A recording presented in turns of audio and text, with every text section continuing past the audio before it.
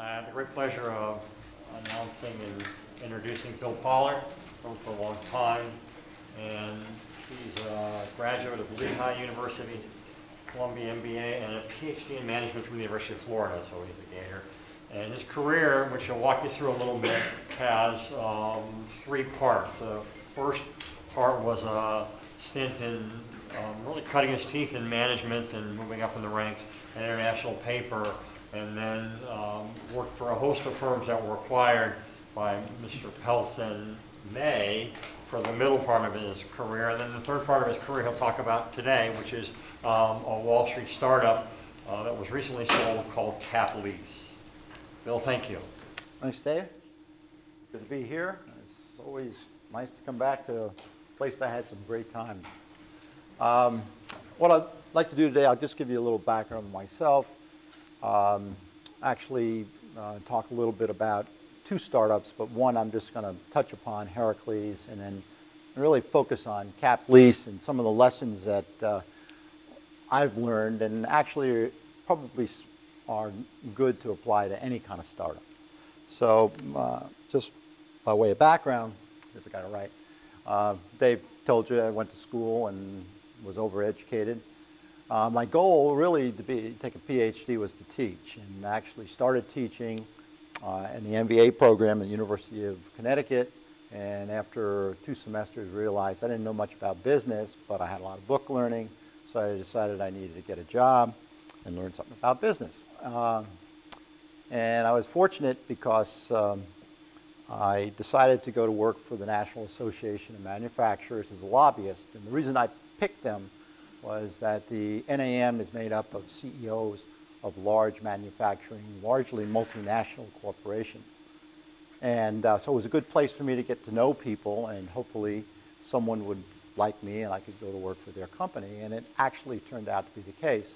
I was a lobbyist in international trade, and my committee was made up of CEO of Pfizer and Caterpillar and International Paper, and I met a guy named Stan Smith, who lost out to being CEO of GE to Reg Jones and wound up as CEO of International Paper Company, and he hired me. And I was at IP for 14 years, had a lot of line staff positions. Everything from being head of corporate communications to living in Siberia. I was talking to a bunch of students at lunchtime for a while, and wound up running all their packaging businesses and paper mills. And then got recruited away to work with Nelson Peltz and Peter May, two guys that were being financed by Michael Milken. And it was during the era of LBOs, so everybody was going out and buying companies. These two guys were deal guys, and I was an operating guy. So the kind of companies we were buying, we bought National Can in 1985, and then bought American Can in '86, put the two companies together in 1988, sold it to Pichenay for $4 billion, and my two partners made $1 billion apiece. So I said, this is not a bad business. We owned Uniroyal Chemical. We sold it to management. Rowe was an interesting company. It had 95% market share in jukeboxes, and I sold that one for $108 million to Merrill Lynch. Brandt was the largest currency counting and counterfeit detection company in the U.S. And then we bought Victor Posner's companies. I don't know if you know who Victor Posner was, but he was basically a thief, very well-known thief. And he had raided the pension plan of Sharon Steel. But he had a company, it was a public company, DWG, and he was being forced to sell it because he couldn't manage a public company.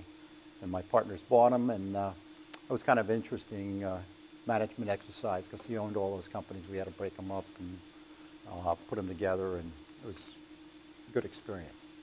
And it was really during that period of time when I was at working with Nelson and Peter, I had an opportunity to make a passive investment in an idea, and I did. And I invested so much money that it was no longer passive. It became my next job, which was to start this company called Caplease. And actually, since '95, I actually got involved in two startups. One is pretty traditional. Caplease is not traditional. Heracles was a world-class data center that was built just at the tail end of the tech boom when there was overcapacity of data centers. It was built by a bunch of techies who were in the software business, really didn't understand much about management, but they were worth $1 billion one day, and then they went bankrupt. And we structured a loan, myself and two other guys, for them, and took 50% equity in the company for doing the structuring for them. And they went bankrupt, and we bought this company out of bankruptcy. We assumed $47 million of debt. It was 10 years, self-amortizing, non-recourse debt. And we put a master lease on the building, and Quest was paying back the debt. So we didn't have really risk on the debt side. We got the company for literally nothing, and our challenge was to fill up the data center because it had no customers. And we were successful at doing that. We amortized the debt down, and then in 2012, December, just before the capital gains rates went up, we sold the company for $65 million. It's a very traditional kind of startup in the sense that it was a marketing challenge, and it just had to have good management, and you had to figure out a market niche. The niche we figured out was high service, small customers that needed to put their server somewhere and couldn't afford to have their own data center. So we did that, and we were pretty successful at doing it. The other half of that data center Quest had, and it was empty almost for the entire 10 years. They paid us rent, and they were in the commodity side of the business and couldn't find customers. So, you know, we were very fortunate, but we picked the right market niche. The company I want to talk a little bit about is Caplease. It was started in 1995, although I started financing the idea in '93. And we pioneered the securitization of single-tenant net lease properties. And I don't know how much you guys know about securitization or single-tenant net lease properties. I'll give you a couple of definitions as we go along. And we went public in 2004, and we just sold the company for $2.2 billion last year. So it was a successful startup. I will also tell you very quickly, it's probably a company that probably shouldn't have survived. We were very, very lucky all the way around along the way. We had some interesting near-death experiences, which I'll tell you a little bit about. So beating the odds on Wall Street. You know, just in general, startups are high risk. 45, 50% of them don't make it in the first 5 years. So if you want to go into the startup business, you have to understand you're going to take risk. It's a lot of work, and you may not make it. What we didn't know was startup on Wall Street or the capital markets, survival was 5, 10%. It's ridiculously against you to be successful if you have a startup on Wall Street. And there are several reasons for this. One of the reasons is that Wall Street's dominated by very large, well-financed investment banks. So you need those investment banks if you're going to be successful to raise money for you, to help you with the rating agencies, and they will become your competitors the minute you're successful. The capital requirements in doing a deal and working on capital markets are enormous. One of the things that most startups have problems with is underestimating their capital requirements. I don't care, it could be Heracles, or you could be Caplease. But in the case of Heracles, you know, instead of $1 million, maybe you needed $2 million. But in the capital markets, you're talking hundreds of millions of dollars. And equity capital of $30, $40 million to underpin warehouse lines. So capital requirements are very high. New products you come up with, they're easily copied. And if one of those investment banks won't copy it, they'll just hire your best people who invented the product away from you. So it's difficult to survive. There's a very close relationship between the rating agencies, which you need if you're going to be in the securitization business, and the gatekeepers, the investment banks. So you needed the guys that were going to copy your product that you're creating when you go to the rating agencies to get the product rated. Then the other thing that is true today is the risk-off trade. If things go bad in Wall Street, you've got a bunch of lemmings. They just run off the cliff together. Things are bad in a product line or in the CMBS market, everybody leaves it. They fire everybody, they close down shops, and then when things come back, they hire, and they go back into the business. So if you look at that competitive environment, being in the startup business on the capital markets is a very high-risk type of thing. I didn't know any of those things when I went into the business, so I'm doing this in retrospect. I can't see that far. So the idea that underpinned Caplease really came about by me meeting a blonde on a plane coming from Denver to Miami or to Palm Beach. Got to talking to this woman, and she was telling me, you know, her husband was in the real estate business. They had a couple of deals. Would I be interested in investing in them? And I didn't know much about real estate. I said, well, you know, I'd look at them. And we landed. She took my name and number, and I got a call. And she said, hey, listen, I got this building we have the option on in Miami, and we need $100,000, but we'll double your money in a month. And I said, oh, that sounds really good. And I figured, oh, boy, am I a sucker. But I had an ex-brother-in-law who was very involved in real estate in Miami. And in fact, it turned out they did have an option on a building. They needed the money because they had a buyer, and they had a bridge between the buyer and the option running out. So I lent them $100,000, and you know, in about 20 days, they gave me $200,000. I said, this is an easy business to be in. I love this. This is very good. And then, you know, a couple of weeks later goes by, and got another call. Got another deal, but I need a little more money this time. But I'll pay you back, you know, very quickly.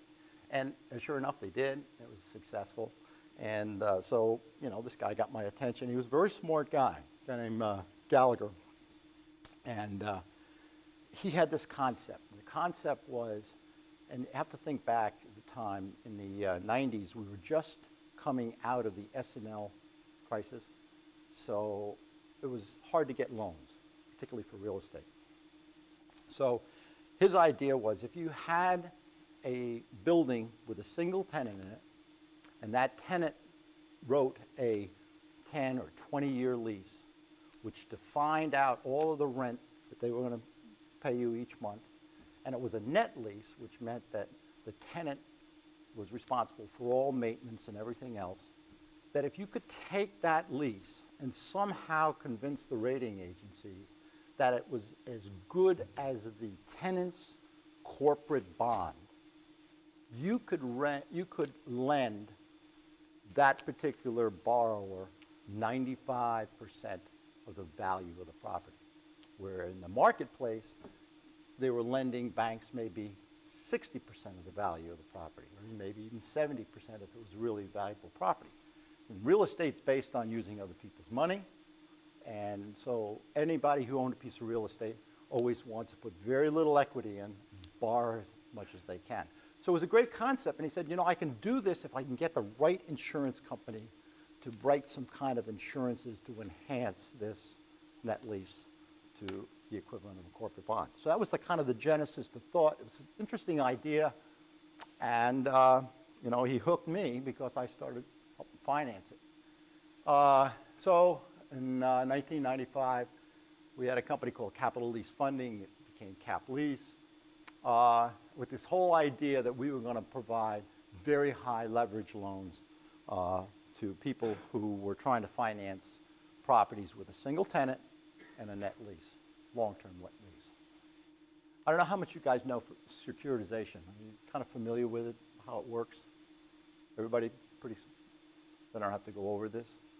The whole concept is, you know, if you pool these, you get a cash being generated, and the rating agencies slice and dice the cash flows, and then you sell commercial mortgage-backed securities for each tranche of the cash flow. You know, the AAAs, obviously, are the last or the most least resistant, default resistant, the lowest risk security, and it goes down to CCC. What's interesting, I don't know if you've seen this before, is the actual default rate that you have between 5 and 10 years. If you have a AAA security, you could expect about 0.29% default in 5 years. In 10 years, 0.7%. You go down to the bottom of investment grade, which is BBB, you can expect in 5 years 2.14%, and in 10 years about 5% default.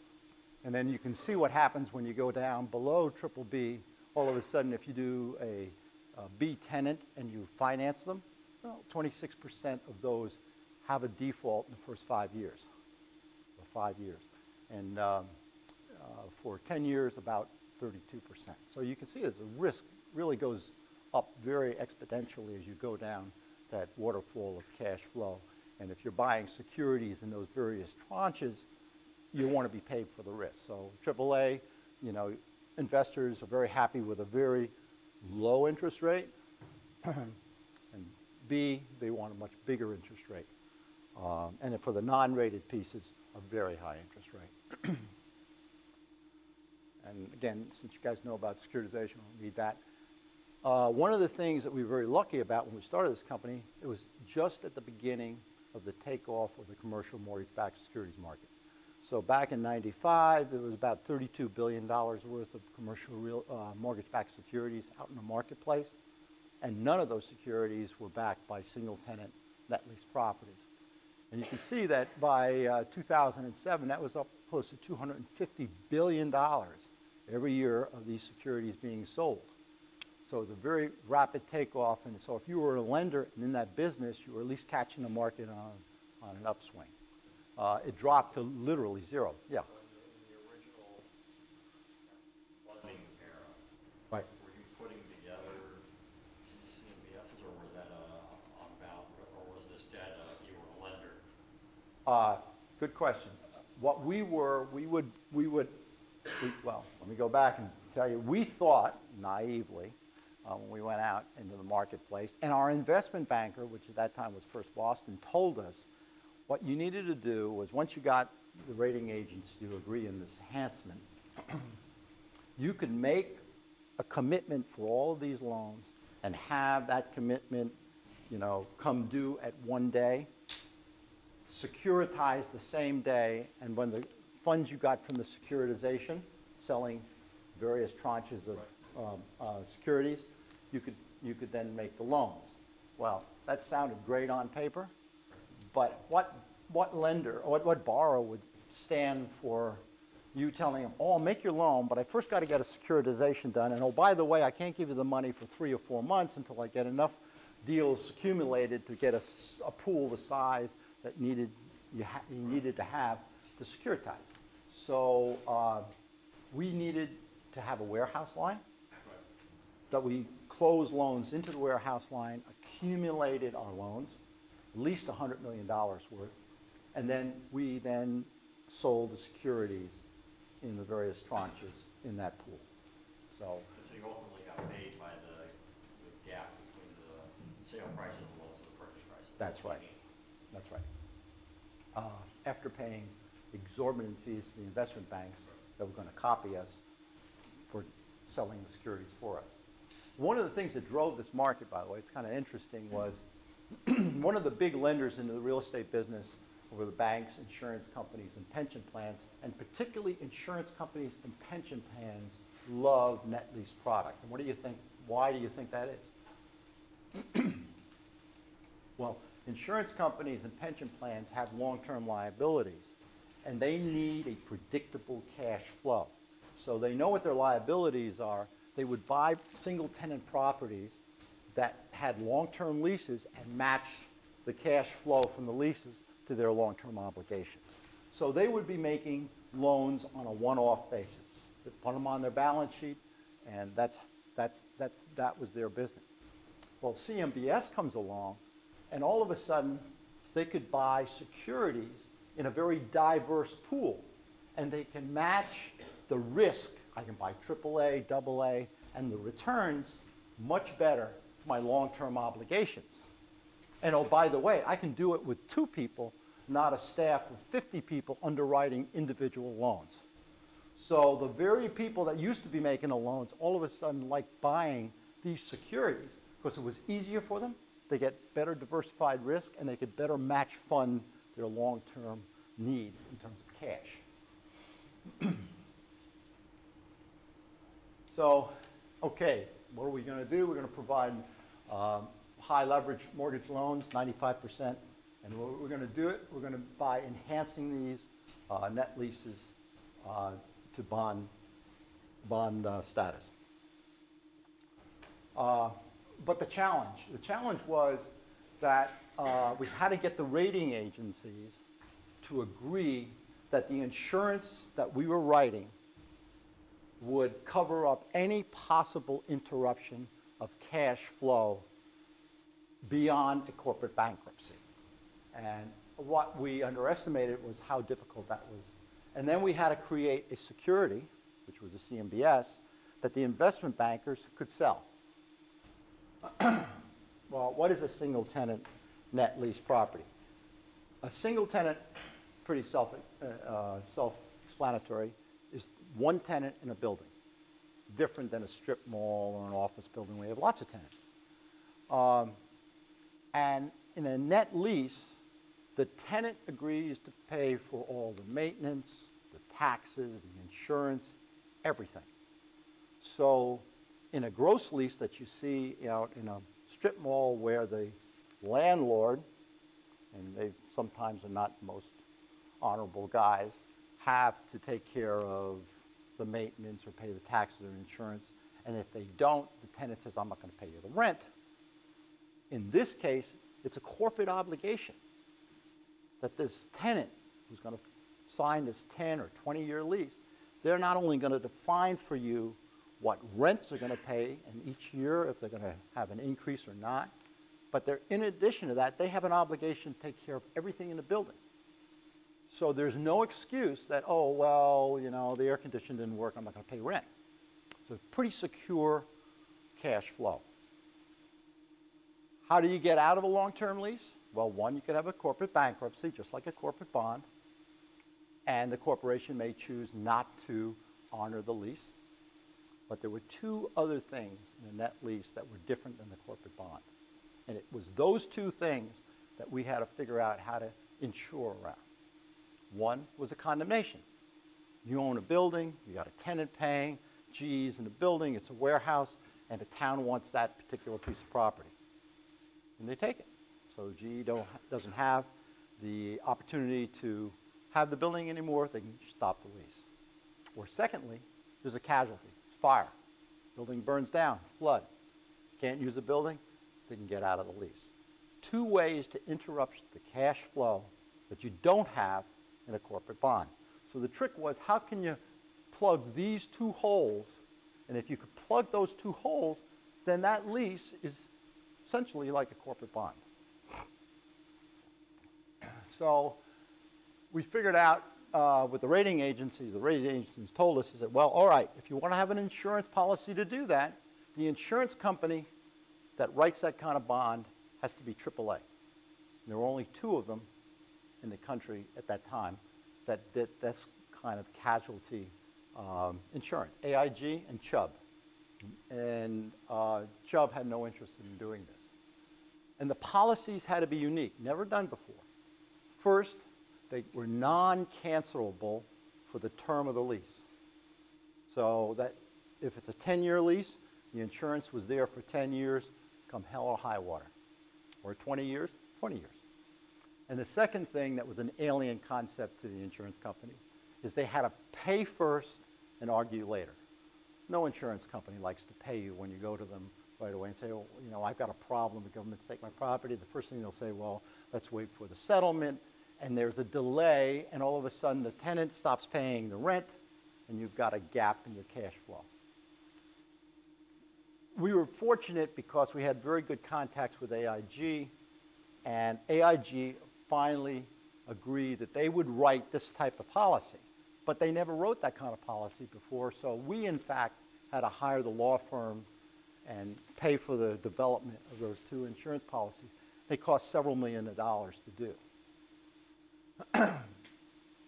We were successful in getting the policies written, and we did the first securitization of $129 million of net lease pool of loans that were about 95% loan to value.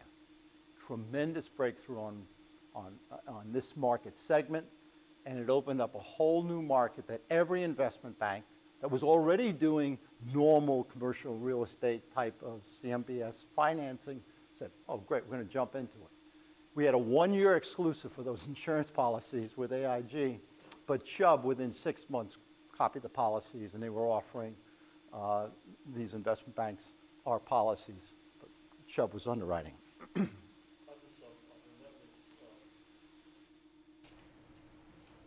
would somebody enter into that if they're just owning it on their own, owning the building? It seems like they have a lot of economics in owning it. Is it the high leverage of the structure that they? Why does the tenant in that building Yeah. rather than, why do they sell it? Why not just own it themselves? Yeah. Well, one thing, they monetize the value of that building. And they are not in the real estate business, generally. You know, if you're in Nabisco, you're not necessarily in the real estate business. So you can take the money for the buildings that you are occupying and monetize it with a long-term lease. And that's kind of the primary advantage of doing this. And that's why companies do it. Yeah.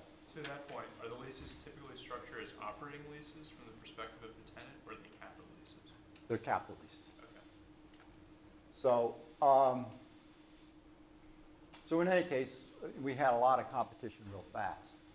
Well, I've divided our near-death experiences into 3 groups. The first near-death experience was really in the first couple of years of starting this company up, because we grossly underestimated how long and how difficult it was to get the rating agencies that are very traditional to think about things in a new and different way. And how much time it would take to do that. We thought we could get it done in 6 months.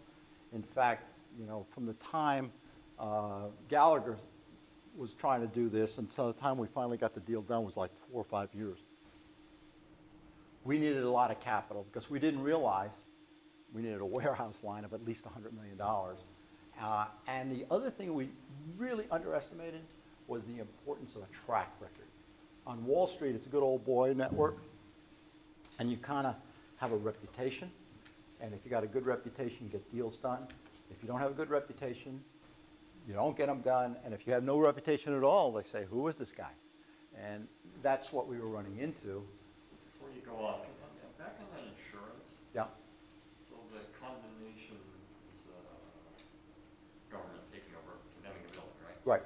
And casualty is a hurricane. Right.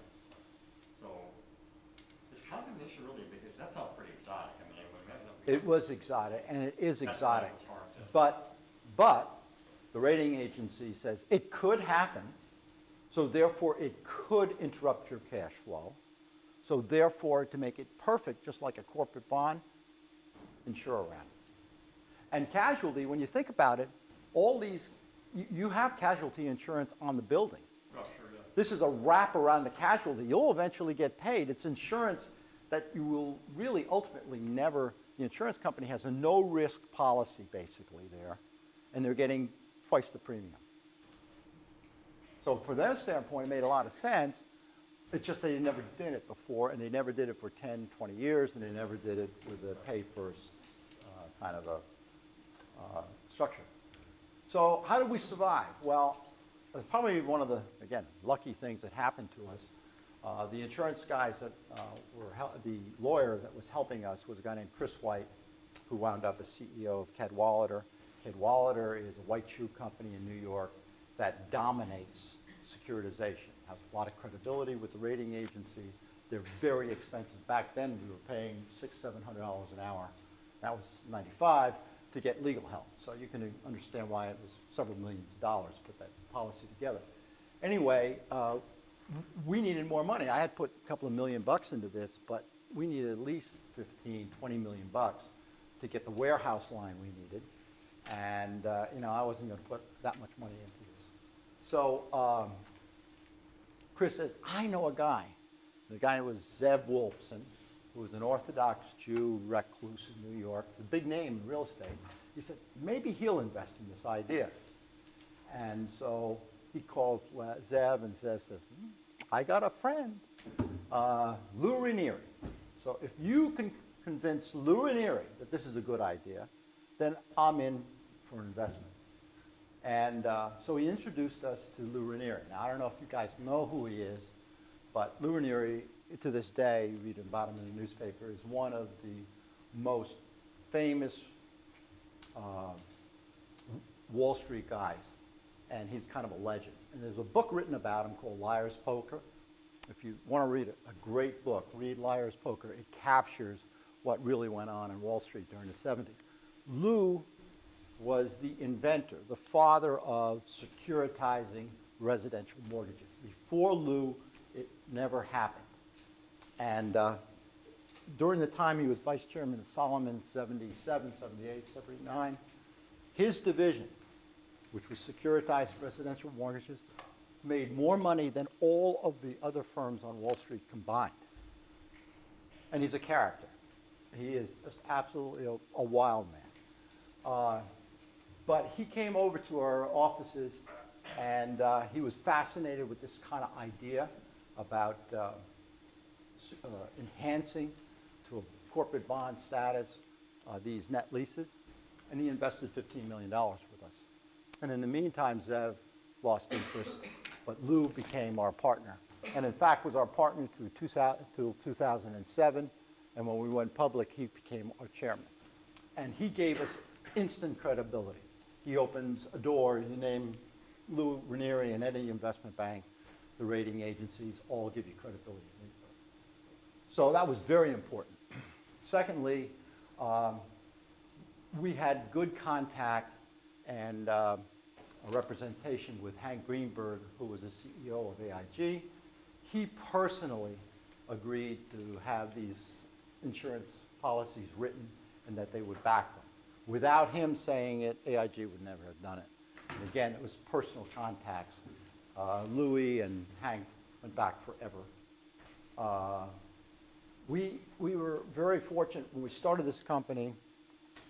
I put together about 6 guys who were very good. Some of them real estate, they were real estate lawyers. Some of them were really good finance people, and some of them were just really good at real estate.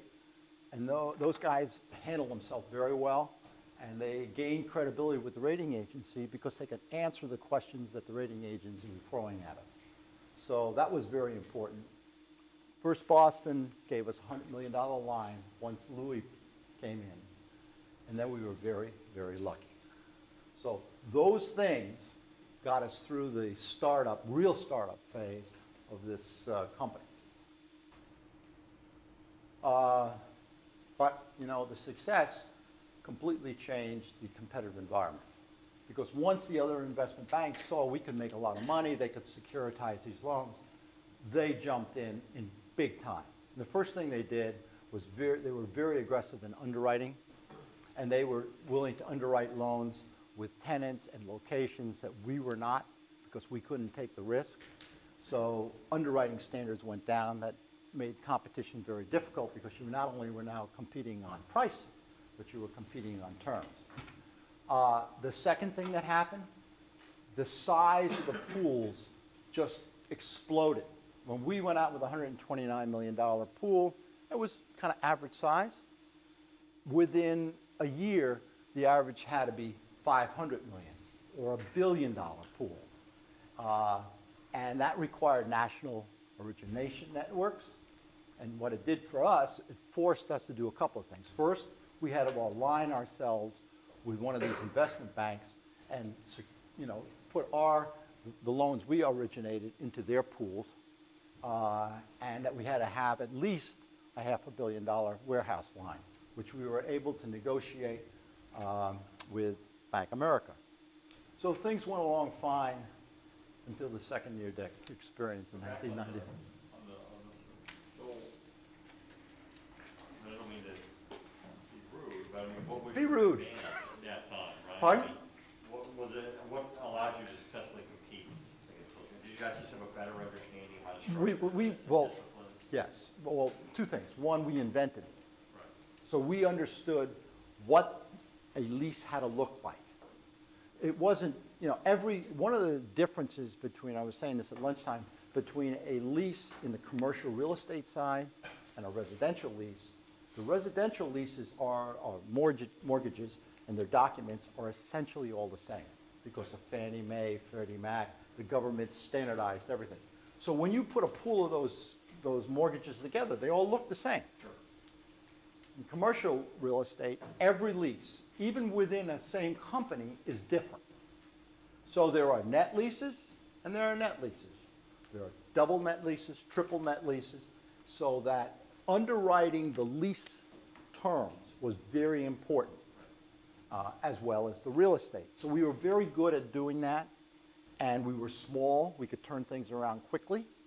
So it wasn't just being competitive on price, but we could do some other things that some of the big guys couldn't do or weren't really interested in doing. So the bigger guys were more had an advantage in selling and originating, but they didn't do the. They were commodity oriented, so they're willing to say, I'll take in a crappy lease because I'm going to throw it in with a whole bunch of other ones, and you know, after all, the rating agencies are rating this, so you know they're going to reflect that in their ratings. So that's kind of the reason why we were able to compete during the time. But the second near-death experience that really hit the market was the default by the Russian in 1998. And at the same time, there was a very large hedge fund company called Long-Term Management Capital that was an arbitrage, high-risk arbitrage hedge fund. Had a lot of currency risk. They were about to go under. As a matter of fact, Greenspan gave them $100 million to prevent them from going under, and probably prevented the kind of meltdown in the financial community that we just experienced. But as a result of that, the banks panicked immediately because everybody didn't know what loans were going to look like, whether or not people were going to pay back loans. So they pulled all their lines of credit, warehouse lines. They pulled them from their own company. They would no longer put loans on their balance sheet. And not only did they pull the lines, but they said you got to pay back the lines in 30 days, so you had to securitize. Everybody was dumping these products out in the marketplace, and it was just a mess.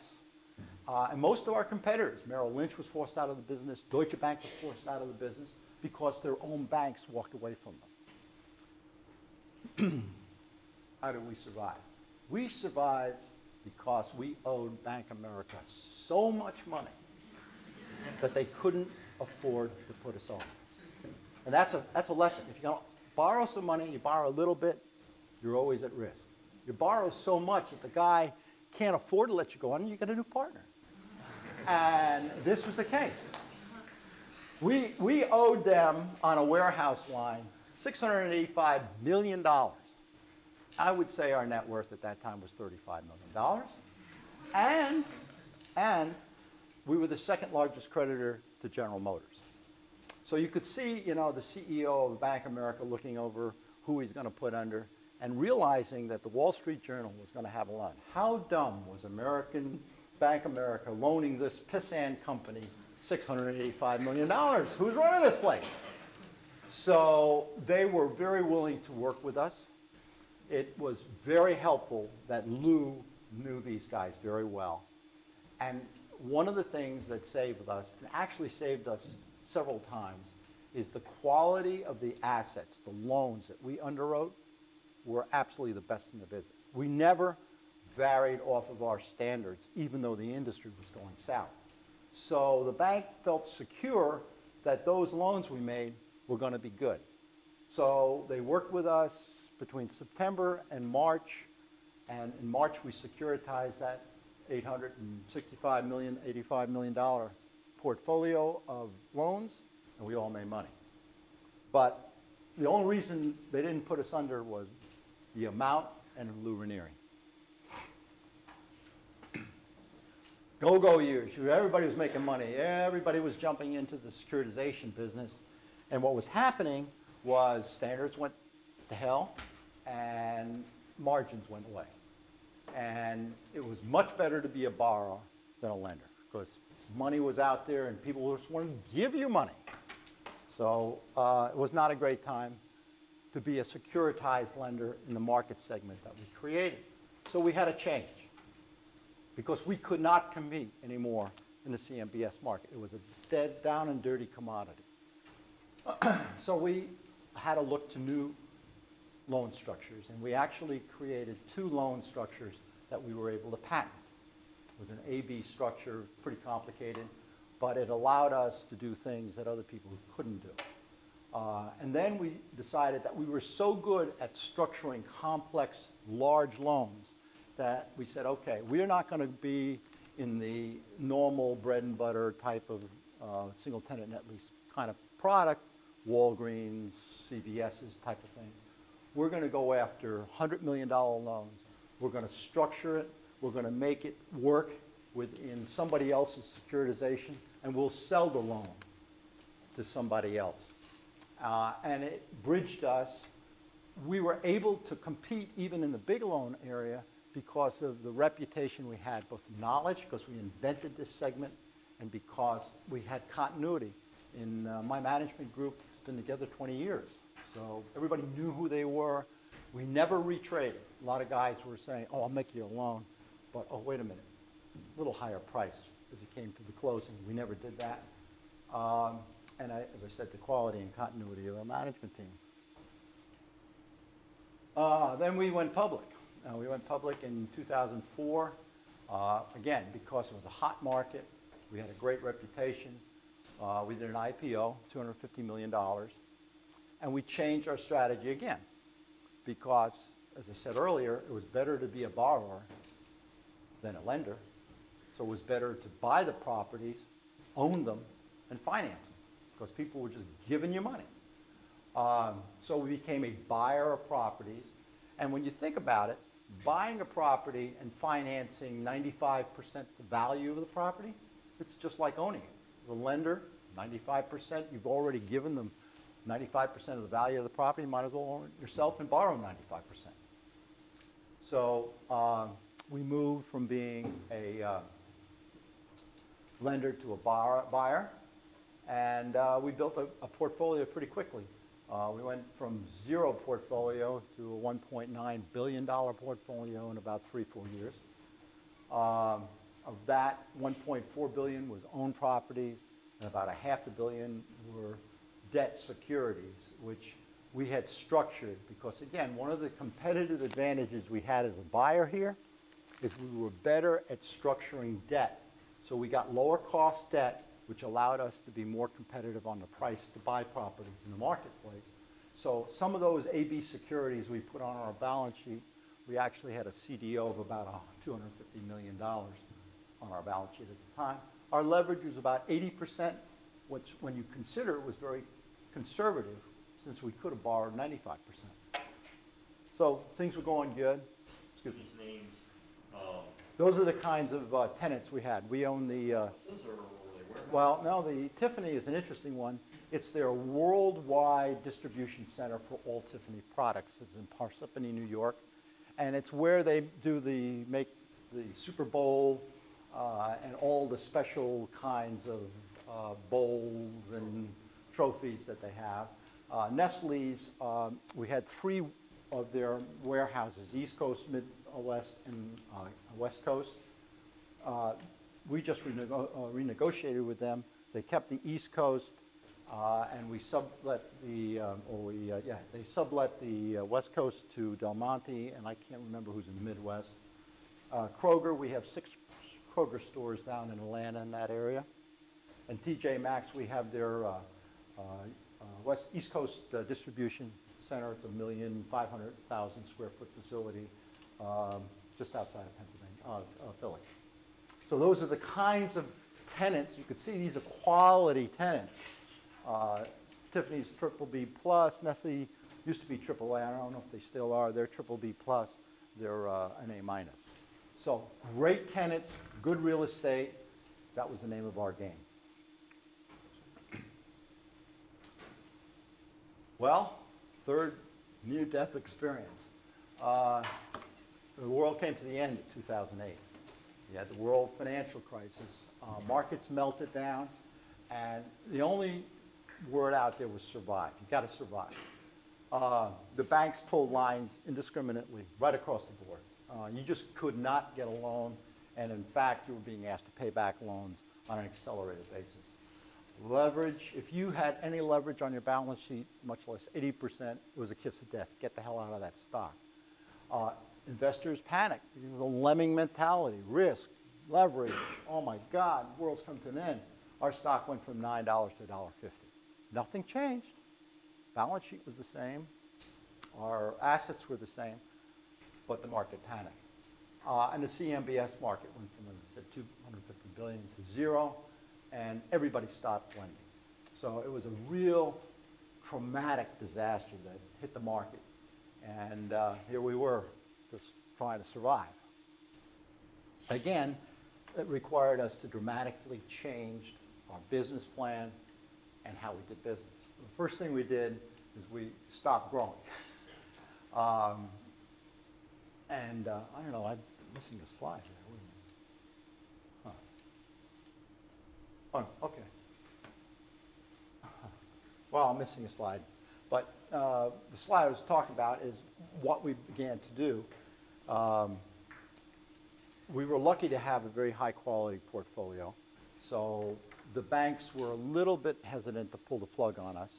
We had a very long-term relationship with, oh, it is the right one, Wells Fargo, because when they bought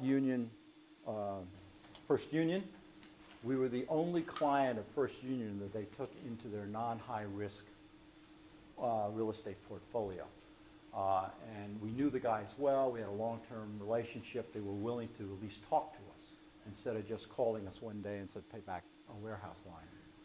We deleveraged. We cut our dividend from 80 cents to zero. We stopped acquiring properties. We bought back about $45 million worth of our convertible at 30 to 70 cents on the dollar, which in retrospect was a great deal for us. We restructured a line of credit. We had a couple of them, a $100 million line of credit. We restructured it totally, sold properties, and we sold that CDO. Even though that CDO was performing, it was a drag because it represented debt, and people didn't want anything to do with that. And then we issued some common preferred and some convertible stock when the market allowed us to do. When you had the debt was recourse on each of the individual properties, or was it just Caplease? No, it's non-recourse, but the warehouse was in Caplease's name. So if you pulled a warehouse, then you had to do something with the assets to be able to monetize to pay back the debt to So right, so you had the classic problem for the long-term loan, long-term cash flow, and you had short-term revolving debt. Yes, because we were in the middle of, you're acquiring assets, and then you eventually are working on putting long-term debt on them. But you're always going to be caught in that one pipeline that you're needing a warehouse line to get us through. So that was you got killed, yeah. And people were just pulling it right and left, and they have a 30-day call period. So, all of a sudden you get a call and say they need $100 and some million. How are you going to get it when nobody wanted the properties, didn't want the assets, and everybody wanted to just stay home? So the results were we reduced our debt by $500 million in probably 24 months. Our leverage went from 80 to 61%, still high. Even today, REITs, they like leverage around 50%. When the market started to come back in the second half of 2010, we started to grow again because money was available to finance those assets. So we added another $600 million to our portfolio. We gradually increased our dividend from zero, and at the time we sold the company, it was 31 cents a share, which was about a 6.5% return on your money. Yes? As a REIT, don't you have to pay dividend every year? You have to pay 90% of your qualified income out because it's a pass-through. So you're going to have to pay your individual taxes, but we don't pay taxes on them. So That's true, but on a zero, it's also, you have to look at the GAAP earnings versus what GAAP earnings, because we have a lot of depreciation, we were actually not making money, okay? So your dividend was a return of capital, which meant you got a capital gains on it, or you paid no taxes on it. So that was the reason you could take it to zero. If you went on an FFO basis, which is income, but you include depreciation, then you look like you're making money. But on a GAAP basis, that's why you can get away with it. And the dividend requirements on a GAAP basis. Yes. That's a good question. Our stock market price went from $1.50 to $6. Nothing really changed. Our assets were the same. And we were approached in March by another company, and we were eventually made a deal with them for them to buy us at $8.50, all cash deal, which is very important because we didn't have to worry about doing diligence on the value of their stock. And it's too many moving parts if you do a stock trade. And in addition to that, because, again, of the reputation of the management and the group, we have about 17, 18 employees. They've been with me for 20 years.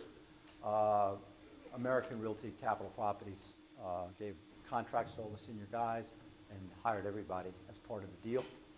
So they all moved over to ARCP.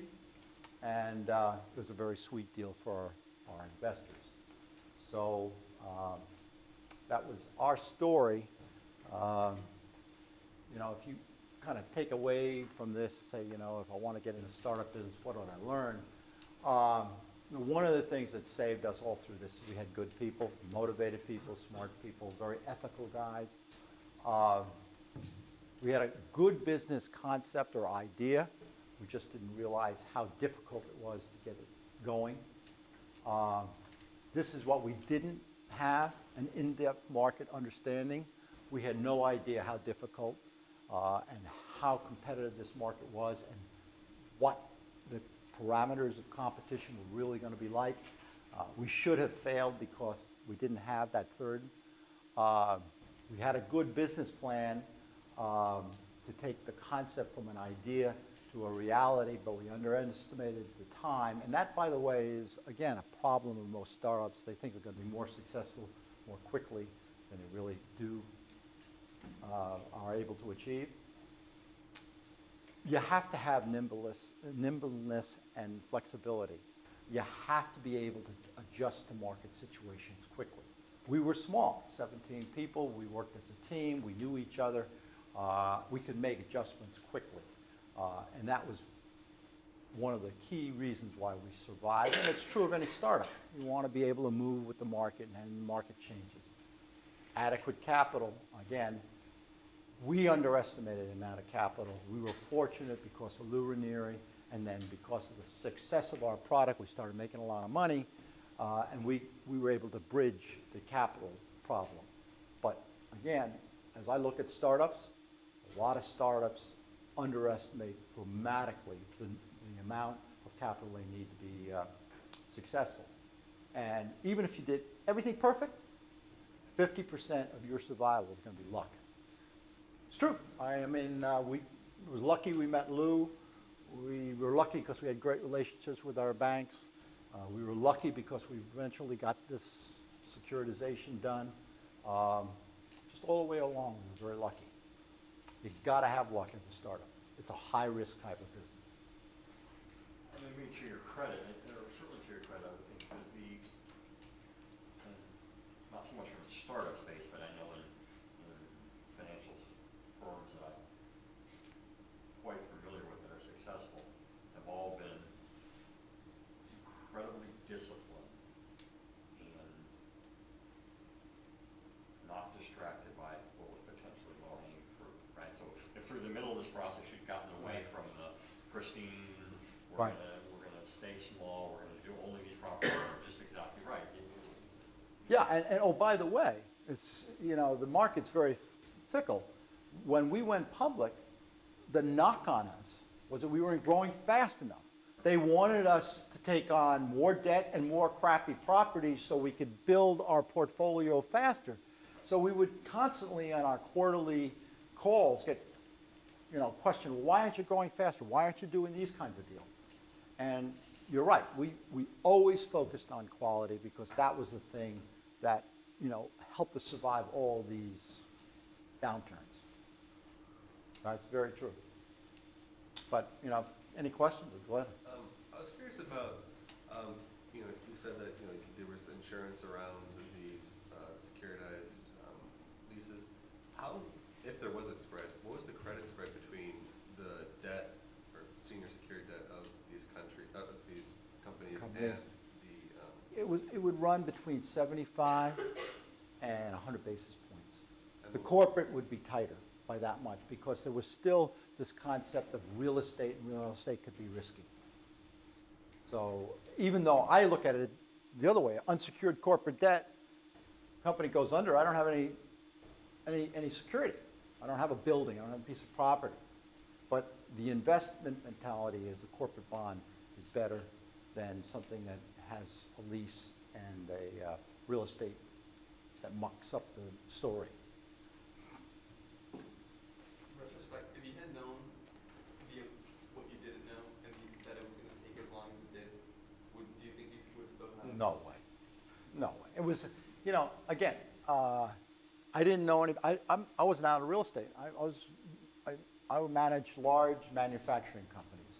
I had no idea that when you went into the real estate business, I was saying this at lunchtime, it's a very different group of people. When you manufacture a product and that product goes into another guy's manufacturing process, you're tied.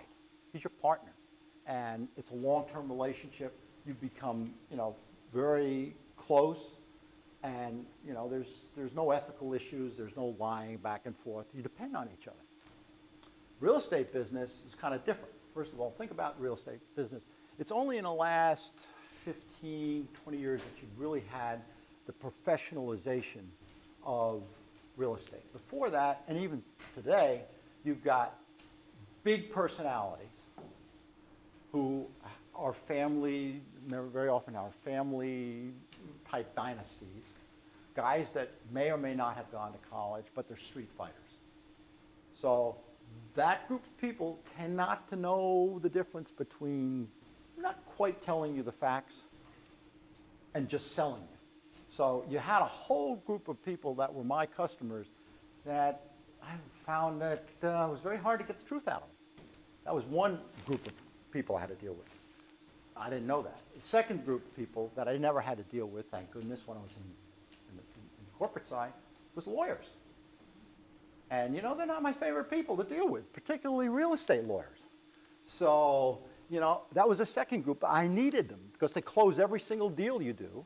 They're always involved, and they're always niggling you. And then the third group of people I had to deal with is investment bankers. Again, not really high on my list of the most lovable guys. And that was the real estate capital markets business, as opposed to, worrying about a corrugator that I know and his family that I'm providing linerboard to make a box. And it was a culture shock world for me. And again, I was very lucky. I had a group of people that I worked with that were exceptional, and they still are exceptional. And that's kind of made it all palatable, and but it is still a very tough business. Very, but real estate business is a tough business. Were there shareholders out that you can think of that you could speak to publicly that were with you for the whole ride? Almost from the Yeah. Again, it's kind of interesting.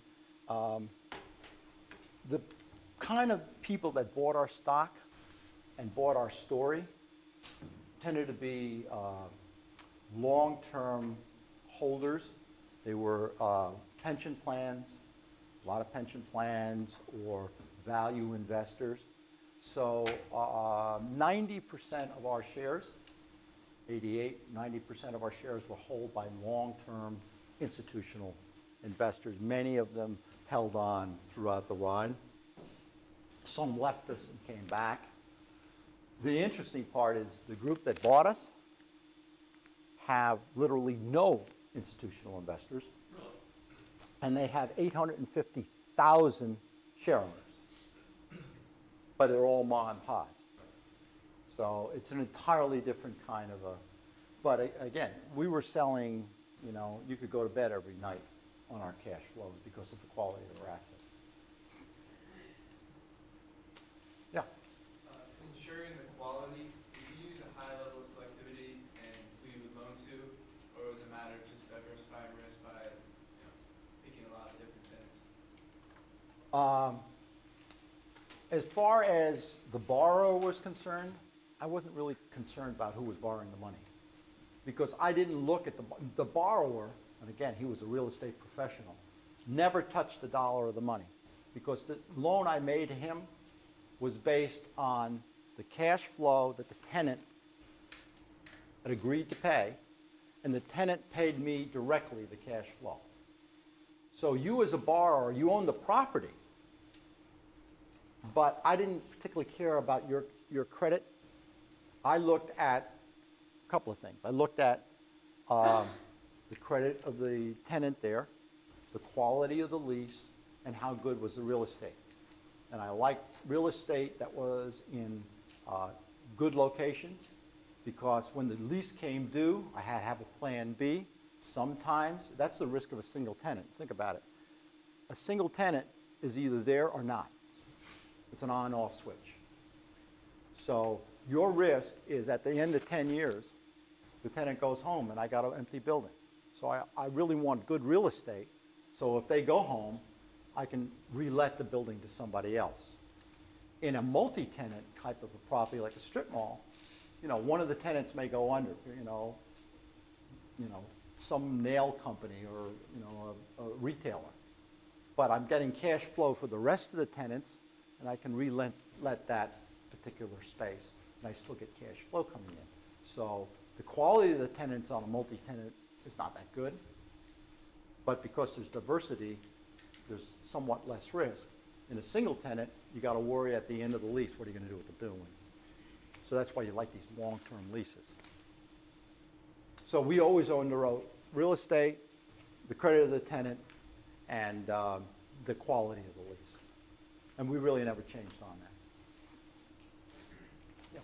Does that mean that you started with the real estate and then found the tenant to match with it afterwards? No, the tenants was out there. It was you might own the property, and you had gotten the tenant in, and let's say it was during a stage we were a lender. You had this tenant in place, you had a lease, and you came to me and said, I've got, you know, DuPont on this lease. Read the lease. Is the lease a net lease? How much will you lend me and at what rate? On the other side of the coin is that you might be a developer, and the developer has a piece of property that, like Vitamin Shop is a good example. We just did a deal where the developer owned a piece of property that Vitamin Shop wanted right off of 95 in Richmond. And so we made a deal with the developer. We'll finance the construction. We will buy that property from you because you controlled the real estate. You made the lease with the Vitamin Shop, and I got the deal because I financed the developer 100 basis points under if it was completed. But it was the developer who owned the property because they had the property that the tenant wanted to build that property. And so, yeah. Yes. Thank you very much. Thank you very much.